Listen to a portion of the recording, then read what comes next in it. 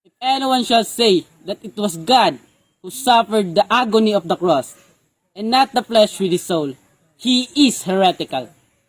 If anyone does not confess the word of God, one from eternity from the Father, timeless and incorporeal, of that same person who came down from heaven and incarnate, he will be declared anathema.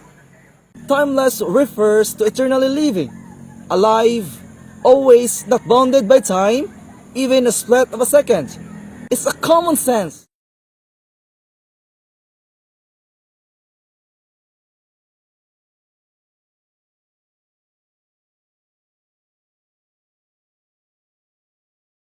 Christ is God, huh? Yes, and Christ one person has only. died, Christ is risen, Christ will That come. means it's the divine person who died. It is not the divine person. It is not the divine person. It is not the divine person. It is not the divine person. Ganito yon. When you ask the question, who is the one who died on the cross? Okay? So, the answer is, the Son of God become man is the one who died on the cross. The second person of the Blessed Trinity, who is true God, died on the cross. He died on the cross not as God, but as man. The divine person died in his human nature. That should be the statement. That is the statement, correct. Okay, thank you, Bishop. For the issue some question of understanding, no, the quote unquote the penalty imposed upon you does not warrant. Basta di ko mukuhan siya na, I do not subscribe, no. I do not subscribe nila. Kita kaya po, no. So, ang ilang ako nga pawaon kamo kay sila na. Ang ako nga tubagis, relax lang kamo, no. Kining other defenders, no. Sige lang na kamo kay kadagan mga i-discuss sa pagtuong ano nga magkuhan kay kita ini. The issue, no, has been there, no. And many times it is a question of the understanding of the words, na, as I said, of the script or of the words. Na.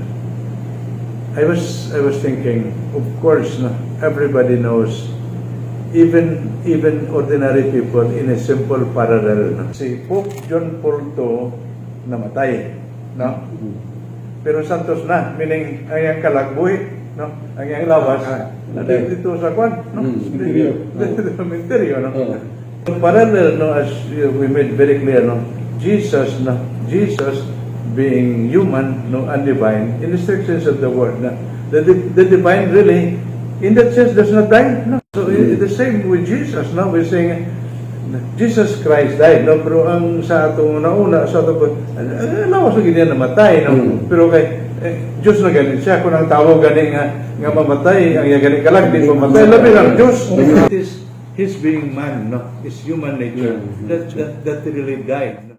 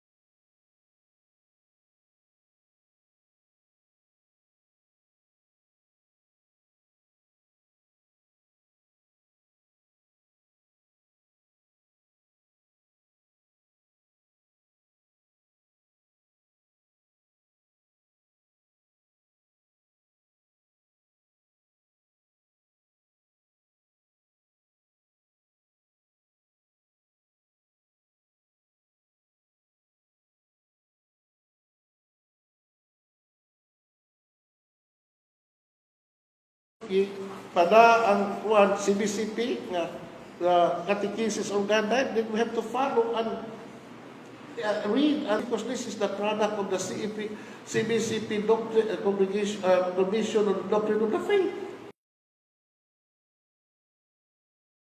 So, nag-promote si Cardinal Vidal sa Episcopal Commission of the Doctrine of Faith through the Executive Secretary has already been answered.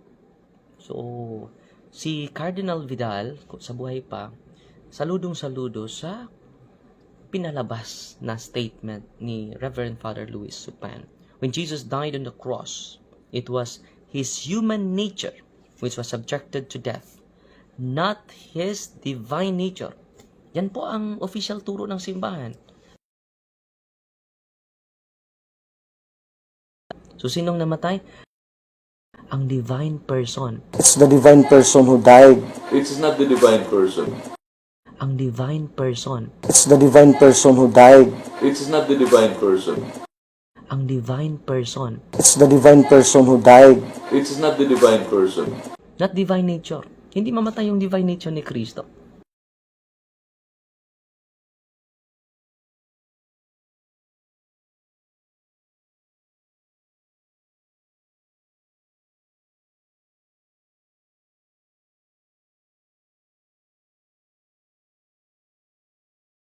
So the doer of the action is the divine person because Jesus has no human person.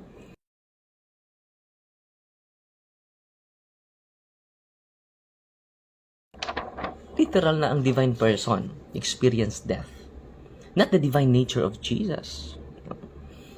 Yung human nature ni Kristo, totoo namatay. Pero di ka makaingon na nga ang human nature mo ay namatay. Because natures do not die. Kaya naman, ang nature abstract man na. Totoo namatay. Do not die.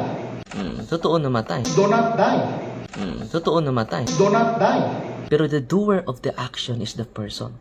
The Godhead doesn't die.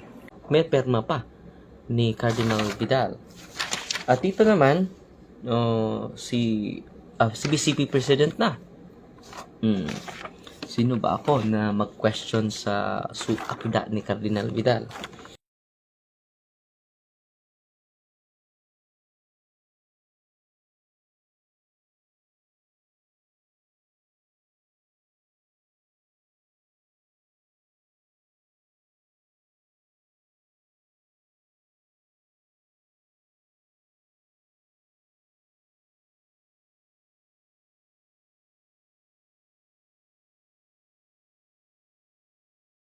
So, sinong namatay? Ang divine person. It's the divine person who died. It's not the divine person.